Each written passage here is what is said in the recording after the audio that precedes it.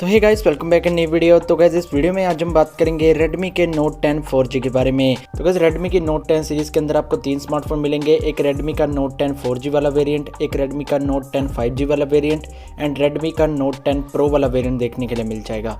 तो आपको 3 स्मार्टफोन मिलेंगे Redmi के Note 10 सीरीज के अंदर। अब जो 4G वाला वेरिएंट है, इसकी जो स्पेसिफिकेशन है वो पूरी की पूरी लीक होकर आ गई है। तो गाइस, ये जो स्मार्टफोन है वो 10 पर लिस्टेड हो चुका है। तो गाइस, इससे पहले Redmi का जो Note 10 5G वाला वेरिएंट और जो Redmi का Note 10 Pro वाला वेरिएंट है उसके रिलेटेड भी मैंने वीडियो बनाई है, क्योंकि वो जो स्मार्टफोन थे वो भी 10 पर लिस्टेड हो चुके थे।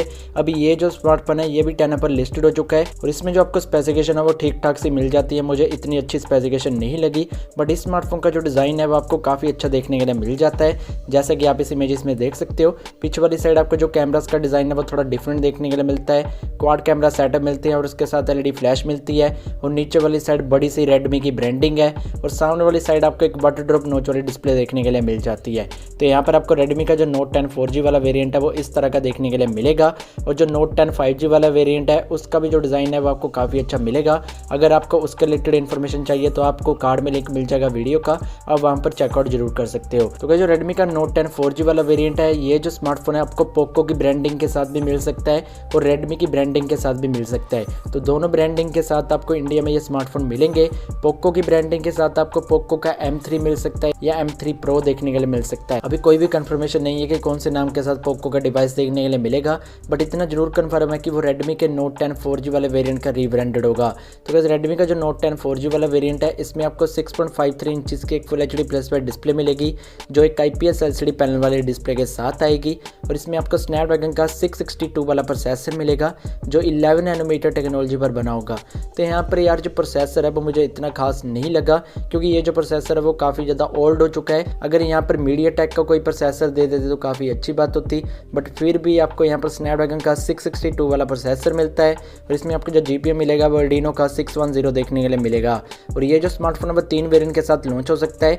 एक 4GB की रैम 64GB स्टोरेज, 6GB की रैम 128GB स्टोरेज, या आपको 6GB रैम 64GB वाला वेरिएंट भी देखने के लिए मिल सकता है। और इसमें आपको जो रैम टाइप होगी वो LPDDR4X वाली रैम होगी, जो स्टोरेज टाइप होगी वो UFS 2.1 देखने के लिए मिल जाएगी। और इसमें आपको जो कैमरास मिलेंगे वो पीछे वाली साइड क्वाड कैमरा सेटअप देखने के लिए मिल जाएंगे।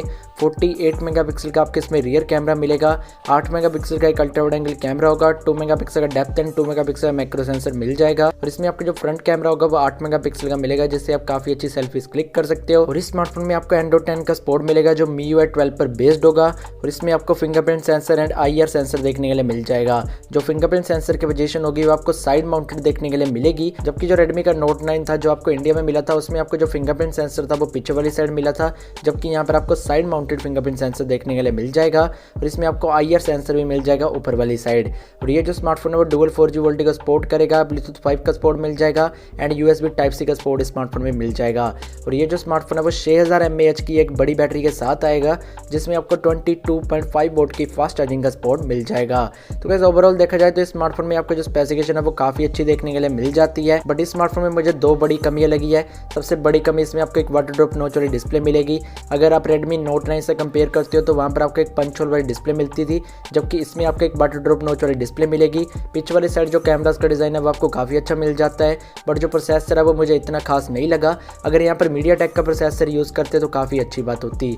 तो रही बात इसके इंडिया लॉन्च की, तो इंडिया में ये जो स्मार्टफोन है वो आपको जनवरी के मंथ में मिल सकते हैं, जो आपको Redmi की Note 10 सीरीज देखने के लिए मिलेगी। और ये जो स्मार्टफोन है वो चाइना में नवंबर के मंथ में लॉन्च होगा और इसकी जो प्राइस होगी चाइना में वो 10 से लेकर 11,000 के बीच में मिल सकती है और इंडिया में ये जो स्मार्टफोन है वो 11 से लेकर 12,000 की प्राइस के साथ लॉन्च हो सकता है। तो देखते हैं कि कितनी प्राइस के साथ ये स्मार्टफोन इंडिया में लॉन्च होते हैं। तो आई होप कि आपको वीडियो पसंद आई। उस वीडियो को लाइक कर दीजिए, शेयर कर दीजिए और चैनल को सब्सक्राइब भी कर दीजिए और साथ ही बेल को दबा दीजिए ताकि आप आने वाले अपडेट को मिस ना करें। Thank you.